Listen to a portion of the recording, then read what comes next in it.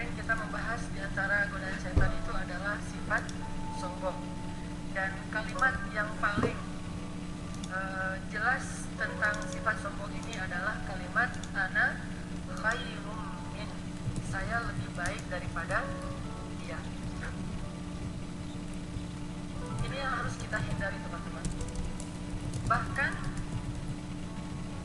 ketika kita melihat orang lain mungkin belum berhijrah, jangan mengatakan bahwa saya lebih baik daripada dia, tetapi kita katakan perbuatan ini lebih baik daripada perbuatan itu. Ini beda antara mengatakan saya lebih baik daripada dia dengan mengatakan perbuatan ini lebih baik daripada itu. Ini beda.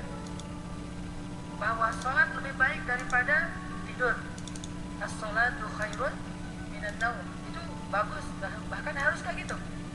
Tapi mengatakan saya, kebetulan kita alhamdulillah bangun untuk sholat sementara teman kita ada yang tidur, saya lebih baik daripada dia, ini tidak dianjurkan.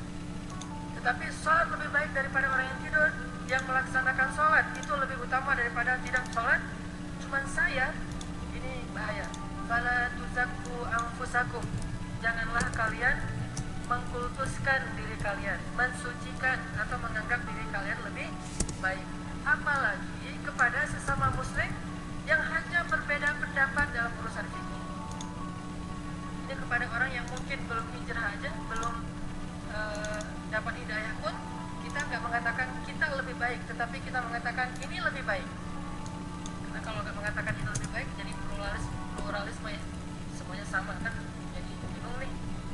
Nggak boleh kita bilang semuanya sama. Inna dina indallahil Islam, wa may yabtaghi ghairal Islam dinan falai yuqbala min. Cuman tidak boleh kita mengklaim diri kita lebih baik daripada orang lain, seolah-olah diri kita ini udah pasti masuk surga, yang lain pasti masuk neraka. Tidak ada yang tahu itu sampai akhir hayatnya. Bisa jadi seseorang yang selama hidupnya beramal dengan amal ahli surga, sampai jaraknya dengan surga itu hanya sejengkal saja atau sehasta, tetapi berlalulah ketetapan Allah yang lain bagi dia, sehingga dia mati dalam keadaan su'ul khatimah, meninggalnya dalam keadaan musyrik. Bagaimana musyrik? Sebelum dia meninggal, dia sakit keras, lalu dia tidak sabar, datanglah dia ke dukun. Setelah dia datang ke dukun selama 40 hari, tidak diterima taubat, tidak diterima ibadahnya, dan dia juga belum bertaubat, meninggal pula dalam kondisi kayak gitu, maka jadilah dia ahli nar, penghuni api neraka. Padahal sepanjang hidupnya beribadah. Kan kita juga nggak tahu nasib kita kayak gimana. Mungkin sekarang alhamdulillah nih kita bersyukur, jadi sering datang ke taklim, alhamdulillah. Mulai meninggalkan hal-hal yang syubhat dalam pekerjaan, alhamdulillah. Sudah rajin sholat berjamaah, bahkan tidak pernah lagi tinggal sholat. Kalau jamaah mungkin tergantung, kadang-kadang lagi butuh, capek, atau sakit, atau di jalan, tapi minimal tidak pernah lagi tinggal sholat. Dan ke masjid udah sering, dan seterusnya, dan seterusnya. Cuman bisakah kita menjamin akan kayak gini terus sampai akhir hayat? Tidak ada yang bisa menjamin. Sehingga ketika ada orang yang memuji Umar bin Khattab mengatakan, beruntung sekali engkau wahai Umar. Kenapa kata Umar? Karena engkau telah menjadi orang yang paling soleh, engkau orang yang paling adil, engkau orang yang begini disebutkan kelebihan Umar bin Khattab. Umar hanya nanya satu, apakah kamu tahu bagaimana nasib saya nanti di akhir hayat? Apakah kamu bisa menjamin saya akan kayak gini terus sampai akhir hayat? Kata dia, tidak ada yang bisa menjamin. Saya juga, kata Umar, masih khawatir. Saya khawatir di akhir hayat saya justru terbalik dari yang selama ini. Dan Nabi menjelaskan itu dengan hadis yang sahih. Bisa jadi dia udah rajin ibadah, pas akhir hayatnya Allah uji dengan sakit yang luar biasa. Bukankah sakit kematian itu tidak ada obatnya? Berobat ke dokter nggak sembuh-sembuh, terapi nggak ada perubahan, terus selama mungkin sebulan, 2 bulan, setahun.